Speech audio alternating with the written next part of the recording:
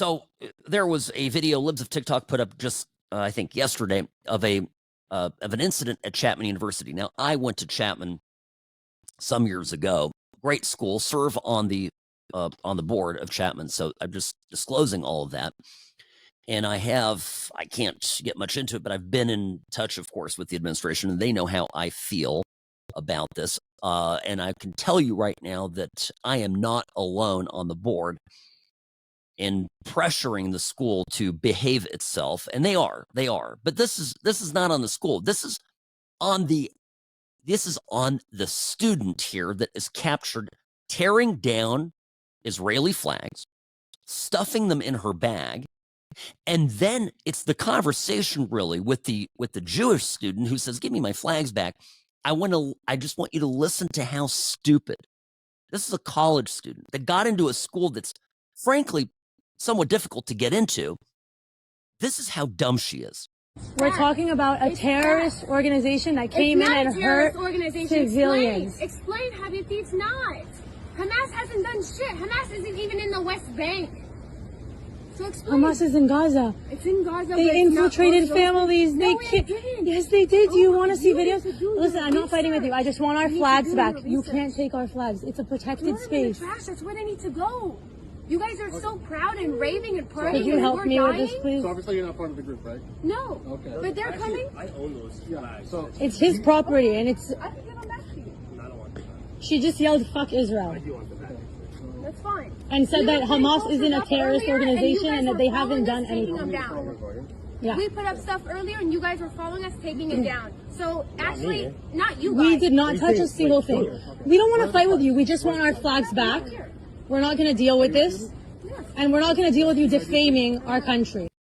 She's conflating, right? Because we have Hezbollah is more active on the West Bank. Look, this is, and she's like, no, it's in Gaza, and it's facts, and it doesn't matter. We can disagree, but just give me my flags back.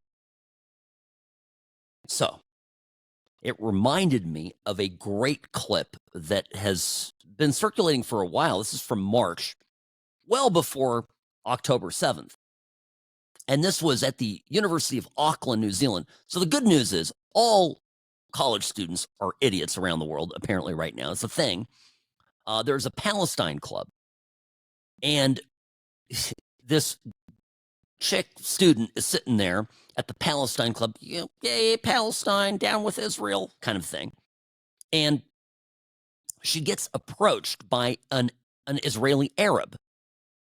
And this guy single-handedly dismantles her. This is so fabulous. I want to set this up for you. So he walks up to the table, and the camera angles off to the side. It sees them interacting, but there's audio from up close. You can hear this. And this is a girl who is in this Palestine club, and the Arab Israeli guy comes up to her and says, he kind of pretends like he wants to get information from her. She doesn't know anything. Can I get a little bit knowledge about it? Can I get a bit more things about it? I'm not the best to ask because I'm not super knowledgeable. Yeah. What kind of... Aren't you? Sorry, I'm really confused because this is really important. This apartheid is not okay. Yeah. And I tried to go online and search about it, and I saw a lot of talks like, oh, there isn't apartheid, there is apartheid. And I said, I'm going to come here, I'm just going to hear it from you guys. But yeah. Can I be honest? I'm really a bit disappointed because I thought if you represent the Palestinian club, you would know about it. And then she's like, well, there is apartheid. And he goes, well, why do you say that? Well, he goes, well, because I feel that there's apartheid. And at this point, he loses it and he goes, look, let me be honest with you. This is who I am. Can I be straight honest with you? I'm actually an Arab who live in Israel. Yeah. And I don't know what people are telling you or not telling you. I don't know if any of those people who are in that club even speaks Arabic, like me as an Arab.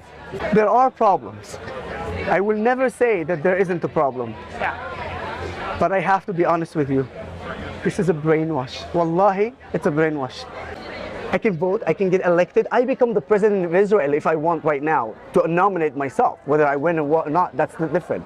I don't have a different bus system. I don't have different judge system. In fact, an Arab judge in Israel, Supreme Court judge, sent to prison a Jewish prime minister and Jewish president in an apartheid that cannot happen. Yeah, and she's there just because it makes her feel good, but she's not obviously not smart enough to understand it. Now, you know what's fascinating about all this is it's not just about the Israel Palestine conflict. This is far bigger because we have a problem in our schools with kids not being taught to think critically. These schools are a mess. And all we hear from the left is an answer to, well, because by the way, these students, who would hire an idiot like this? You want to work in my company, you've got to have some critical thinking skills. You've got to, you've got to use your brain. You can't just be a regurgitator of some sort of, programmed orthodoxy. So then, these people go out into the world, they hit the job market and they flunk out of it. Okay. They frequently find out that no, they're not going to walk into a $200,000 a year job, and they have meltdowns. And then what? And so then, the left tells us all the time how hard it is for young people to find a job after they graduate. They talk to us how we need minimum wage, a living wage for people. They come up with all sorts of ways the government can intervene to help. But these are the people that created the problem to begin with. These people are not marketable as employees because they're idiots. Because these schools have prioritized ideology over capability. This to me is one of the great, and it's coming into focus right now with all of this ridiculous activism. Because this isn't one of those issues where you can think about it in terms of, well, there's two sides to the conversation, Sam. There's two sides to this. There are not two sides to this. I understand that, there can be some differences as to some root causes and issues here and there in some events. But there are no two sides to what happened on October 7th. There's no, in the West, in Western civilization, there's no justification for the barbarity that Hamas displayed.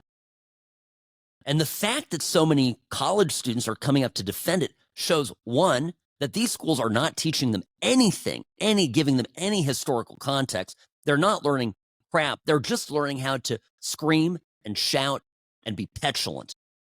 Now, I have to take a quick break, but this is the issue, right? And back to DeSantis, who, by the way, I think I will see him tomorrow here in Vegas. But DeSantis is spot on here when he goes after the schools and he goes after the curriculum. He's going after in high schools, and he's absolutely right. And the idea that we as taxpayers would fund a system that continues to churn out brainless dolts is beyond me. And it's beyond just the politics of it. It's going to lead to the self-destruction of our Western society as we know it.